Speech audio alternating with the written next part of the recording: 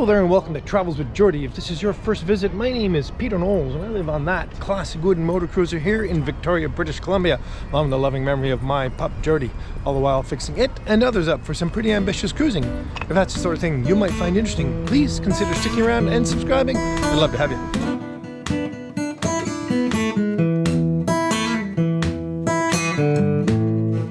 This week's going to be a little bit different. As it is New Year's Eve for most of you, I thought it might be interesting to have a little year in review and, well, look ahead to what next year is going to be, as well as a bit of an FAQ because it's been a long time since I did that. So let's take a little browse around Victoria and I'll answer a few questions.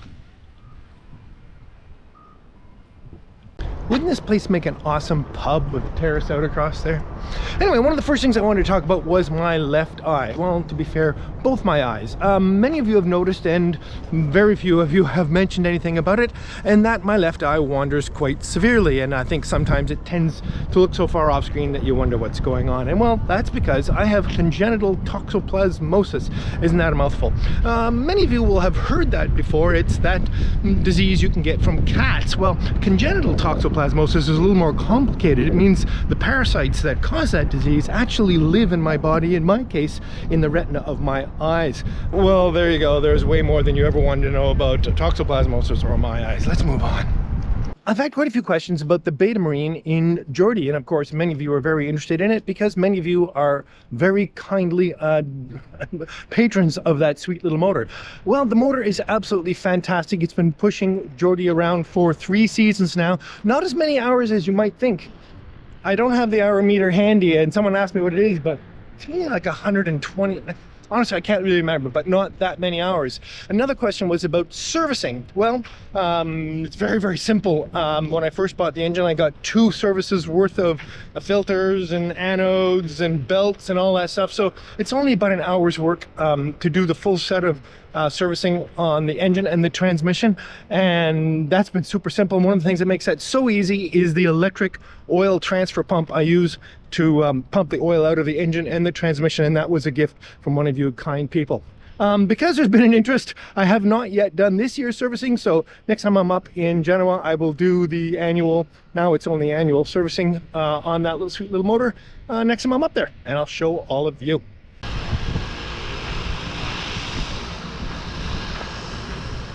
For the very few, very privileged. And so to expand on the Beta Marine, I can certainly say I am very pleased with it. Of course, it's a Kubota block, which is absolutely fabulous. And the marinizing that's done by Beta Marine in the UK seems to be of very high quality. Certainly the heat exchanger, the brackets, these sorts of things, very nicely done. I do have a few things, and if you saw me put the engine in the boat, you might remember that the wiring harness and loom was an absolute embarrassment. It is pretty much a tribute to the quality of British vehicle wiring, and it was suitable for the bin. The other thing that has really got me a bit perplexed is it has quite a serious vibration around 750 to 850 to 900 RPM. So much so that I really can't run the engine in those speeds, which is sort of fast idle to slow cruise, and that's been more than a little disappointing. So I'm going to experiment with possibly different motor mounts, maybe adding some weight to the engine here or there to change the harmonics of it, because of course it is a harmonic problem. This vibration may not exist in other installations, so that's something I am going to spend some time looking into, because although it is super smooth at around 1050 up, it's quite annoying at those lower speeds. This is Fisherman's Wharf, which is part float homes, part pretty tacky tourist food, part annual moorage, and part commercial fish boats. More than a few people have asked me about my education and whether I'm self-taught in whatever it is I do. And well, the truth is I'm actually a high school dropout. In fact, never went to high school much at all when I was young. I did, however, go to an architectural technology college, which definitely gave me a leap forward into the architecture world, and that was absolutely fantastic for me. But no formal education in carpentry or woodworking or anything like that at all. I did do an episode about my education and background work and all that sort of stuff, and I'll put a link to it down below in the description. Somewhat related to that, I suppose, is my design work, and people have asked if I'm going to do any more design work. And well, a quick little backstory: I spent most of my career designing and building custom homes, and well, I really enjoyed that work. When I came out to British Columbia, I suspected I might do a little... It's not just a lovely sculpture. Anyway, I might do a little design work when I got here, and I did. Half a dozen or so design projects that I really enjoyed doing, but absolutely I am never starting a construction company again. I just don't want to be looking after a crew. And to tell you the truth, I've sort of lost interest in doing design work for a number of reasons. One is that the type of design I really enjoy doing, just people aren't interested in anymore. Well, that may be unfair, but everyone wants cheap, fast, hypermodern. Oh man, oh man, oh man. Oh, what a sweetie.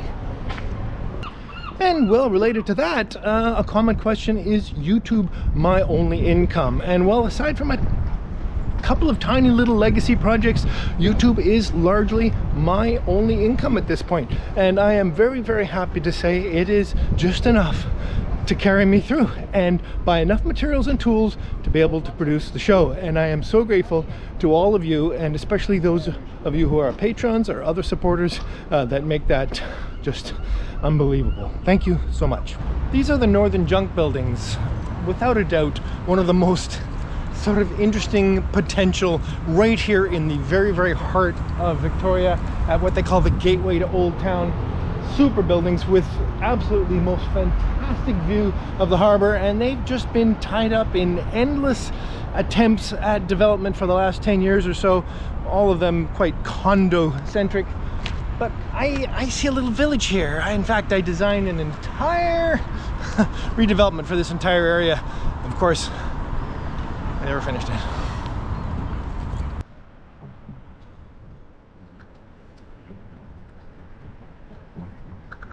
Is that cool or what?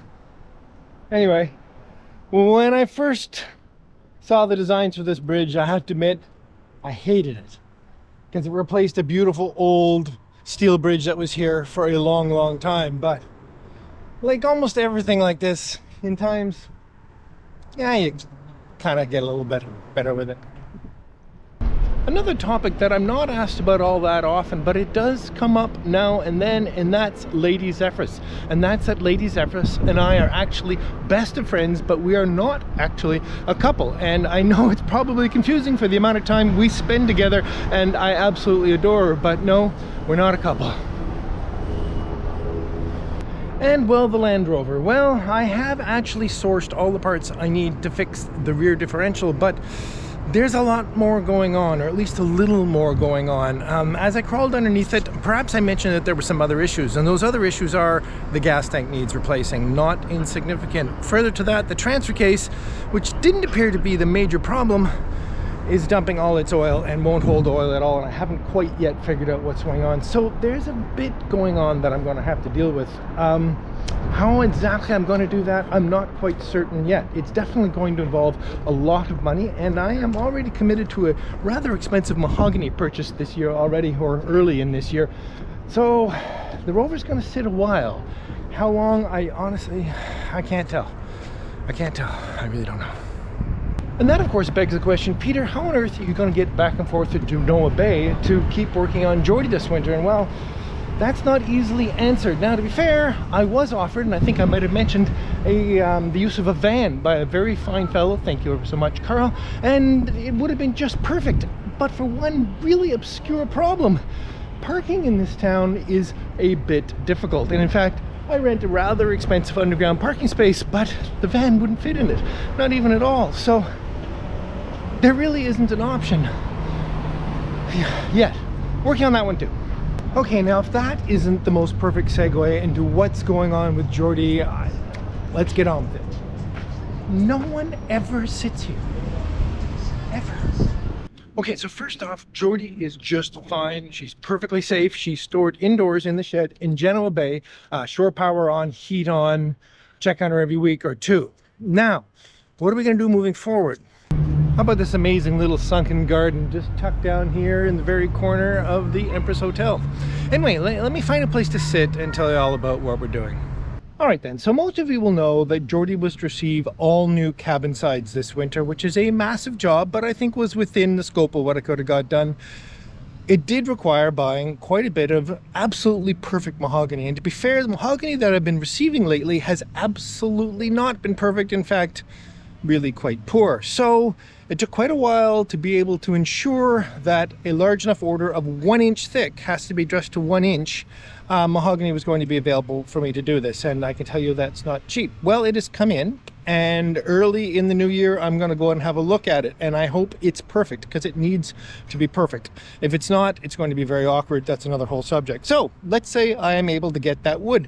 Now I have January, February, March, April, May to do the work on Jordy, and I could do it in that amount of time. Remember, I also have to refiberglass all the cabin tops. But that does raise a problem on account of the aforementioned lack of vehicle to do the hour-and-a-half commute up to Genoa Bay, where I would actually do that work. So with about 2 months worth of income tied up with buying the mahogany, and it would be another 2 months or so worth of income to be able to fix the truck, I'm going to have to come up with a different plan.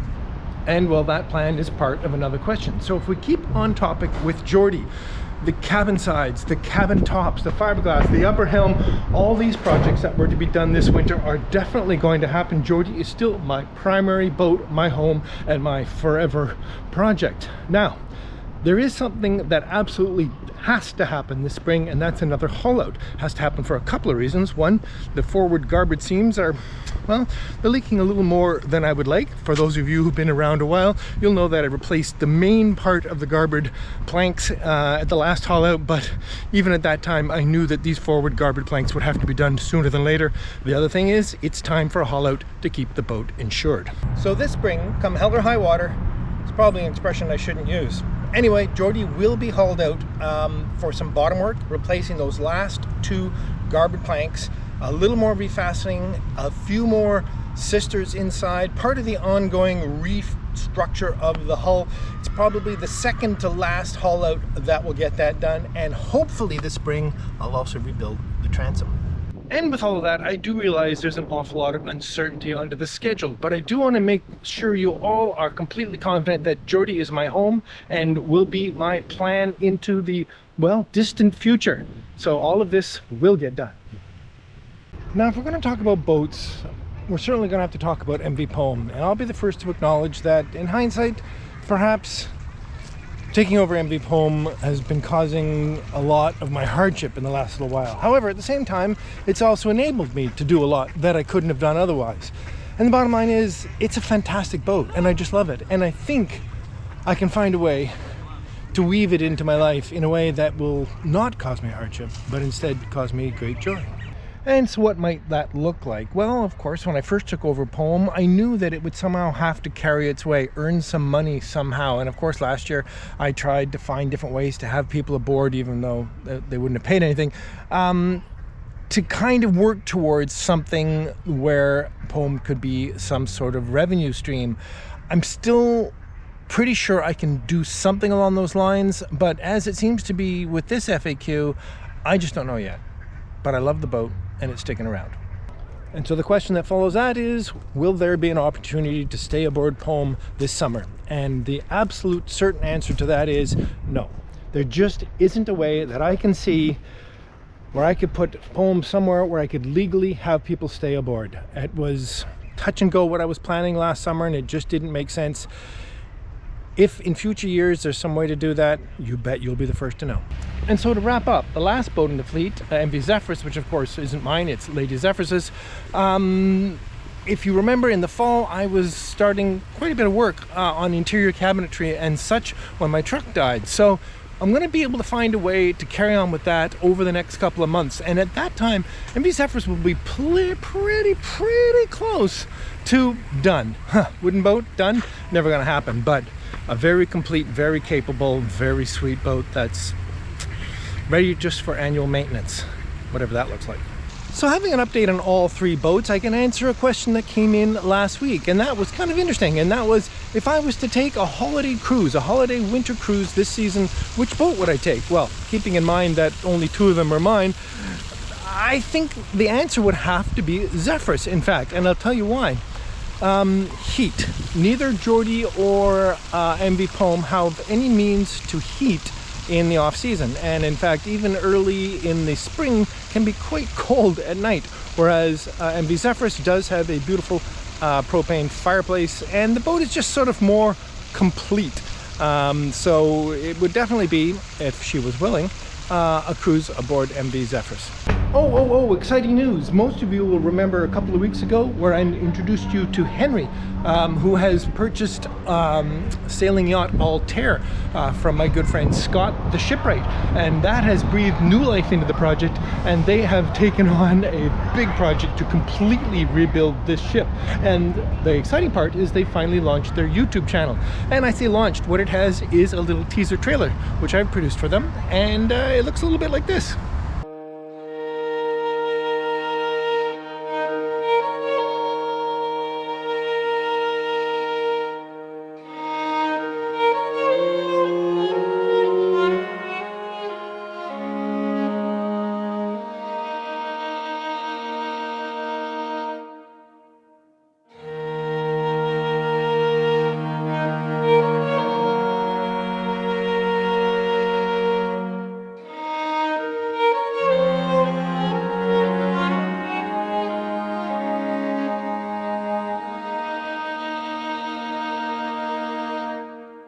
Or at least that's the first few seconds of it. If you'd like to see the whole thing, there's a link down below. Go check them out and subscribe. I've never known what this thing is, but it's super cool, and if you know, let me know. I get a fair amount of questions about the products I use, and if it would be possible to assemble them all together in one place, a kind of a catalog of the stuff I use. And yes, I'm going to do that. I've been planning to do it for years. Anyway, I am going to, in the new year, create a new section of my website where I will basically categorize all the various products I use and what I use them for, what I like about them, and links to where you can get them. Now, to be fair, some of those will be affiliate links, and what that is, if you don't know, at least with Amazon, it provides the opportunity where you can go buy something that I have suggested, and if you do, I get a little kickback. Doesn't cost you anything.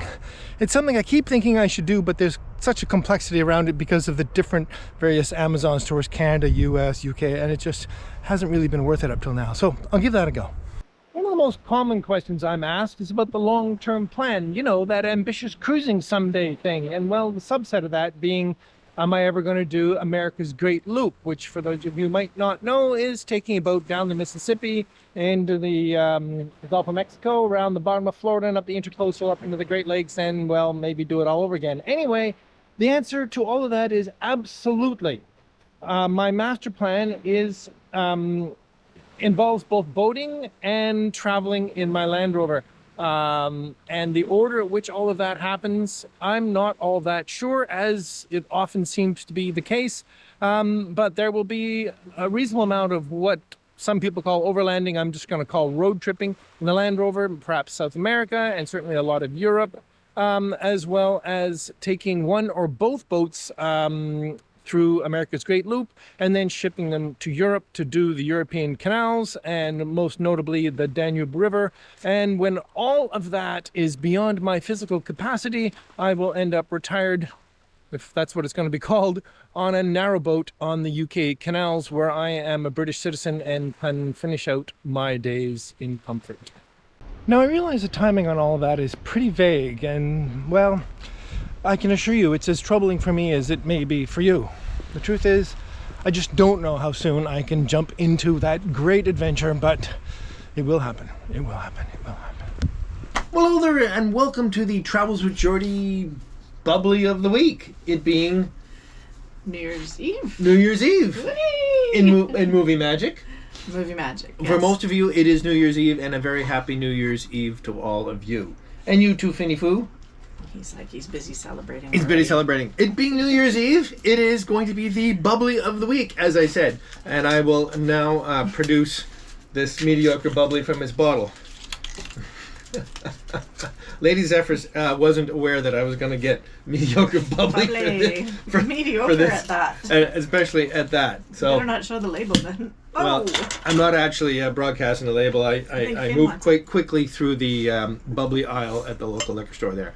All right then. Well, happy New Year's to all of you, and I hope you have a very promising new year and are able to wrap up a very happy year that we've all been through. We've just been through as if it was an ordeal. Oh my gosh, you're pouring that like it's beer. You're right. I'll take a little less. Sorry. I guess it's my pattern when I sit here and I pour this. Okay, I'm gonna pour you a little foamier and a little smaller. There we go, something a little more festive. Anyway, we've had lovely guests for the holiday season, and that was really good. A lot of food and a little bit of as usual. Cheese and beverage. Food and beverage and all those things. Cheese being a big part of things. Exactly. Well, cheers to you, to a fabulous year and another one upcoming that I'm very optimistic about. And cheers to all of you for all those same things. Can I say Happy New Year? You can say Happy New Year. Happy New Year. Happy New Year. Oh yes, and what a way to start the year. Absolutely fabulous. Yum. All right. So, we do have a little bit of paperwork. Last week's winner was, oh my God, I can't even read my own writing. Can you read that? Bob F-PJ9MF. Get a hold of us, Bob, and all of that. And you've won yourself a Travels Jordy t-shirt. Congratulations. Cheers. Congratulations. I'd like to thank ongoing support from both the Just One More, as well as generous support from John Simon McMonigal, the Bard of the Boats.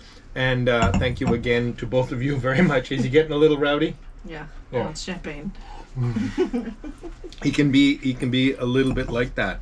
So we'll carry on with the word of the week, and the word of this week is indeed optimistic. Optimistic. Either. You know what to do with it. Cheers to you both. Cheers to you all. Cheers to you both. To you both, you all. Whatever. Y'all. Happy New Year. Happy New Year.